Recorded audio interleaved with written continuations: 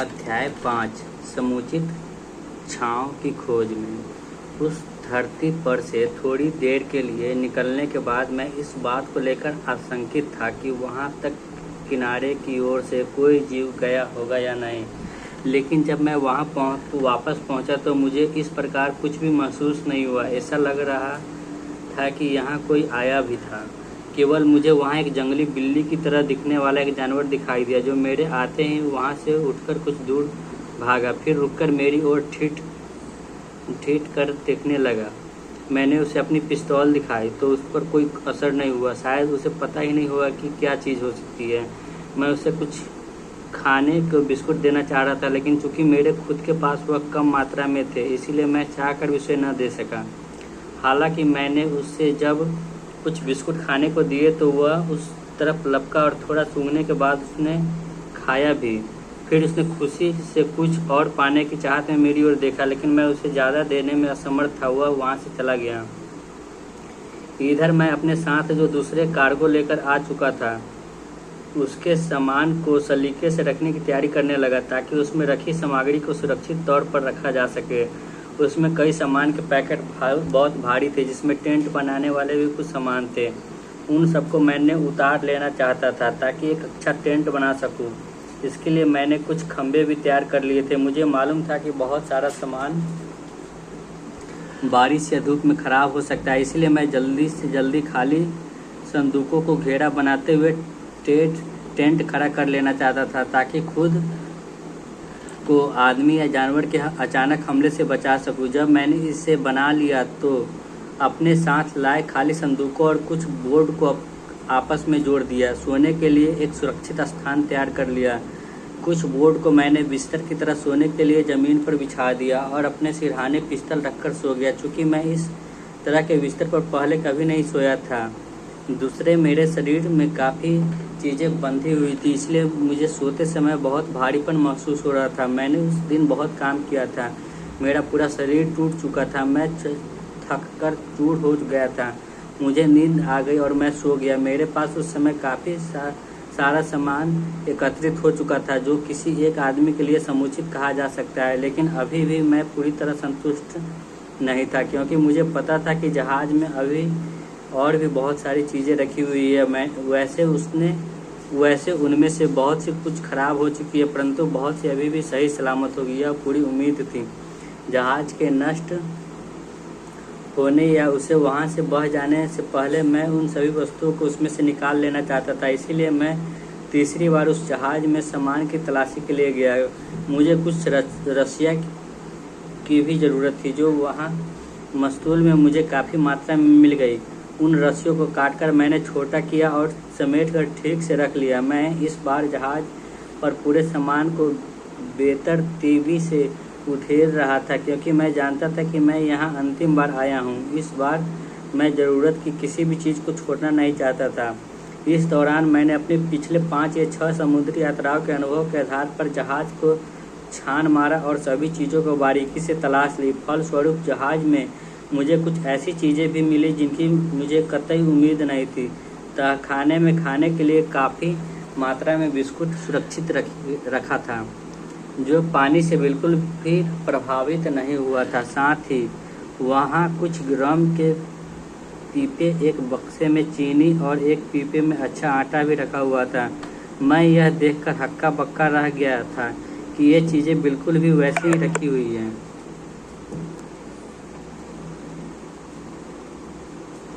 पानी में कुछ भी बर्बाद नहीं हुआ था। मैंने तेज़ी से उस तहखाने को खाली किया और सारा सामान अपने साथ किनारे पर सुरक्षित ले गया।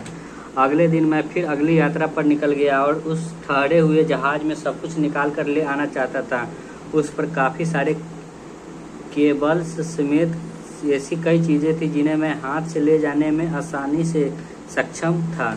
मैंने केबल्स को टुकड़े में काटा और उन्हें घुमाते हुए ले जाने लायक बनाया। वहाँ जहाज़ को चलाने और बांधने वाला एक बड़ा रस्सा भी मेरे हाथ लगा, जिसे काट कर मैंने रख लिया। इस बार मैंने सारे सामान को बड़ी सावधानी से राफ्ट पर रखा, ताकि आगे चलकर किसी भी तरह की कोई असुविधा न हो। मैंने सारा भारी सामान उस पर लाद दिया। इस बार भाग्य ने मेरा साथ नहीं दिया। जब मैं अपने रहने के स्थान के पास पास के दर्रे के करीब पहुंचा तो राफ्ट का संतुलन बिगड़ गया और उस पर लदा हुआ सारा सामान पानी में डूब गया। जहां तक मेरा सवाल है तो चूंकि मैं तट के करीब पहुंच चुका था, इसीलिए मुझे इस घटना से कोई क्षति नहीं पहुंची। इस तरह मैं पूरी तरह सुरक्षित रहा। वैसे इसमें बहुत सी ज़रूरी चीज़ों को मुझे ज़रूर नुकसान हुआ, खासकर उसमें रखे लोहे के सामान का, जो मेरे लिए काफ़ी उपयोगी साबित हो सकता था। हालांकि जब ज्वार ख़त्म हुआ तो मैंने उनमें से केवल के कई टुकड़े को समेत काफ़ी सारा सामान निकाल लिया। इसके लिए मुझे बहुत मेहनत करनी पड़ी और इस काम में मैं बहुत थक गया था। इसके बाद तो मैं रोज़ ही बोर्ड पर जाने के लिए और वहाँ से जितना हो सकता था सामान लाता रहता। इस तरह किनारे पर मैंने 13 दिन बिता दिए। इस दौरान मैं 11 बार बोर्ड पर गया, जहाँ से मैं अपनी ज़रूरत की तमाम चीज़ों को ले आया। मुझे विश्वास था कि यदि इसी तरह मौसम अच्छा रहा तो मैं पूरा जहाज़ खाली कर दूंगा और उसमें रखा हुआ सारा सामान सुरक्षित निकाल दूंगा। लेकिन 12वीं बार जब मैं उस बोट पर गया तो वहाँ हवा चलनी शुरू हो गई। हालांकि पानी का बहाव धीमा था और मैं बोट तक पहुँचने में सफल रहा। फिर मैंने सोचा कि केबिन में सभी चीज़ों को बारीकी से खोजबीन कर लेनी चाहिए ताकि कुछ भी वहाँ रह न जाए। इस प्रकार खोजते हुए मुझे एक लॉकर दिखाई दिया जिसमें 3 रेजर और एक बड़ी कैंची, दर्जन भर चाकू और इसके अलावा कुछ बहुमूल्य चीज़ें मिली जिनकी कीमत तकरीबन 36 पाउंड थी। इनमें कुछ यूरोपीय सिक्के, कुछ ब्राज़ीलियन सिक्के, कुछ स्वर्ण और कुछ चांदी के सिक्के भी थे।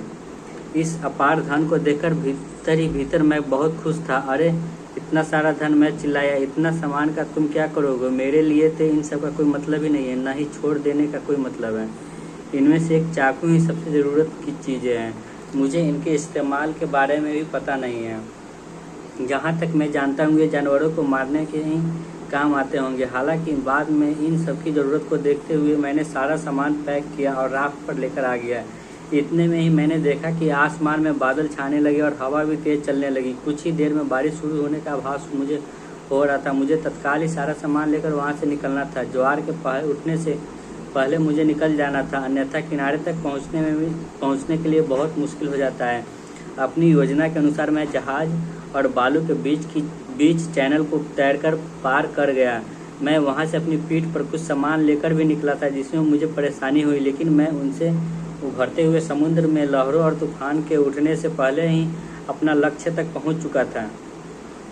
मैं किनारे पर बनाए हुए अपने घटनुमा उस टेंट पर सारा सामान लेकर दाखिल हुआ जहाँ मुझे हासिल हुई बहुमूल्य चीज़ों का सुरक्षित रखना था। रात भर तेज़ हवाएं चलती रही और सुबह जब मैं सोकर उठा तो मैंने पाया कि वह जहाज़ कहीं दिखाई नहीं दे रहा है। मैं थोड़ा आश्चर्यचकित हुआ, लेकिन मुझे इस बात का संतोष था कि मैंने उस जहाज़ में से कुछ खोया नहीं। सभी ज़रूरत की सामान मैंने उसमें से निकाल लिया था। हाँ, यदि मेरे पास थोड़ा और समय होता तो मैं और भी चीज़ों को उसमें से निकाल पाता। अब मेरा अगला कदम था यहाँ इस द्वीप पर संभावित जंगली जानवरों या क्रूर आदमियों से बचाव के लिए सुरक्षा के तमाम उपाय करना। इस बारे में मैंने काफ़ी सोच विचार किया कि इस काम को किस प्रकार अंजाम किया जाए। मेरे दिमाग में अनेक विचार आए कि मुझे अपने लिए एक गुफा बनानी चाहिए या धरती पर टेंट लगाकर करना चाहिए। मैंने दोनों ही तरीक़ों को अपनाते हुए बिना समय गंवाए वैसे ही तैसे काम शुरू कर दिया। मैं शीघ्र ही एक जगह की तलाश करते हुए वहाँ अपना ठिकाना बनाने की दिशा में काम शुरू करना चाहता था। इसके लिए मुझे ऐसी जगह की ज़रूरत थी जो समुद्र के पास में भी हो और ताज़े पानी के स्रोत से भी दूर नहीं हो। इसीलिए मैंने इन दोनों के मध्य में रहने के लिए जगह का चयन करना शुरू कर दिया। इस मकसद के लिए एक समुचित जगह का तलाश करते हुए मैंने एक मैदान के किनारे पर छोटी सी उठी हुई पहाड़ी के बीच अपनी रिहाइश बनाने के लिए जगह चुना।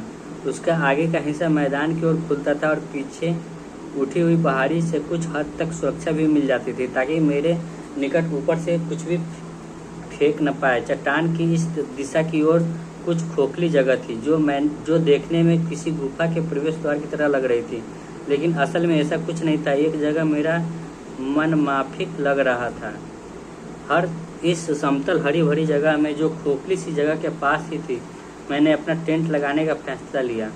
यह समतल जमीन तकरीबन 100 गज चौड़ी और इससे दोगुना लंबी थी। मेरे दरवाजे के सामने काफ़ी हरियाली थी और वहाँ से समुद्र की ओर जाने का अनियमित रूप से छिछला था।